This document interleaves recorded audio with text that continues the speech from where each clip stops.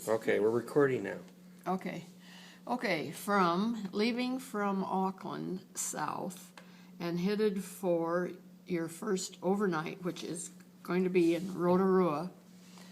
Coming down from Auckland, I would suggest getting over onto Highway 27, or you could just come down one and then turn, but get off to the east, so you could go to Mata Mata, which is where Hobbiton is.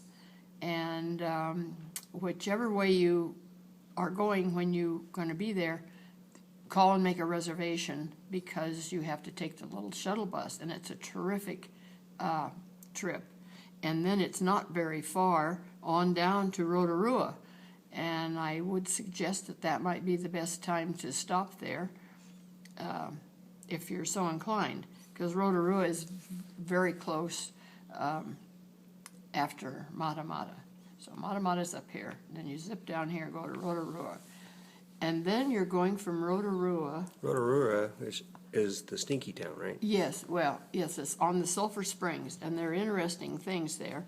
And I'm sure your hotel will be away from where the Sulphur Spring is, so you don't notice it too much, maybe.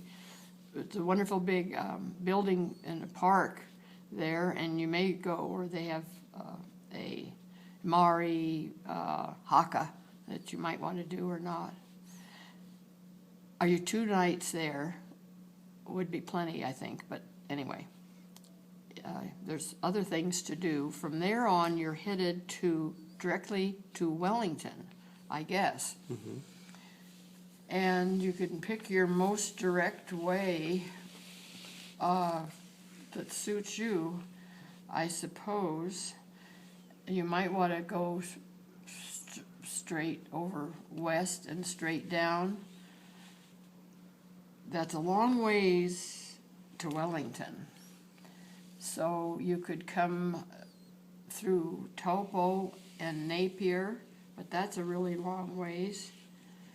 And if you just wanted driving, you could take from Rotorua and go from Rotorua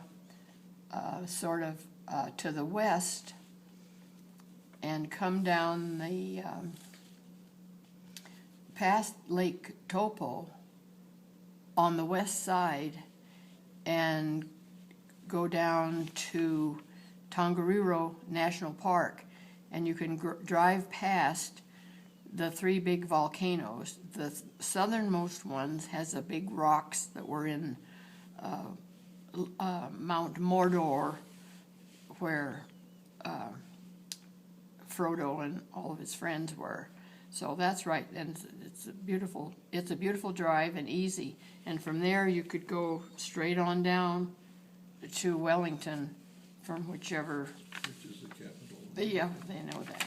Capital. Wellington, the capital of New Zealand. And it's quite like San Francisco. Probably you'd get on Highway 1, but I don't know, check with the weather or the road people, and they'll tell you the best way. And your local current maps will be helpful too. But anyway, Wellington is a big town, and wherever you're staying, I'm sure you've got directions to that. And they have a marvelous big museum on the water there that just opened. Oh, I guess we were in there once, one of the last times we were over there. It's a fascinating place.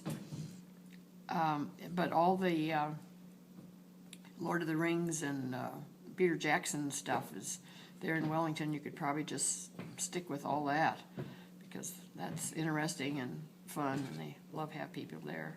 It's a wonderful city.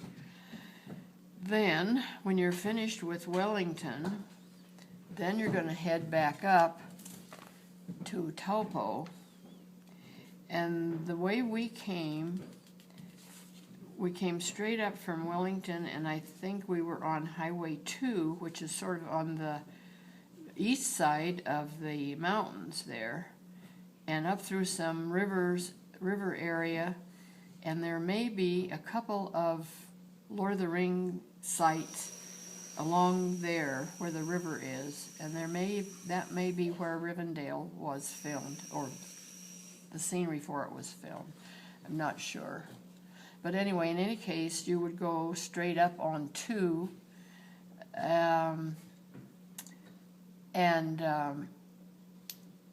go up, if you want to Napier, and that's a nice city, and then you're not too far to Taupo.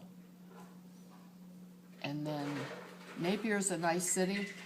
It's all Art Deco, having been burned down after an earthquake back in the 30s, I think, 29 or so. And it's right on Hawke's Bay and the South Pacific Ocean, so it's quite nice. And it's not a long ways to from there to Taupo for your other stop.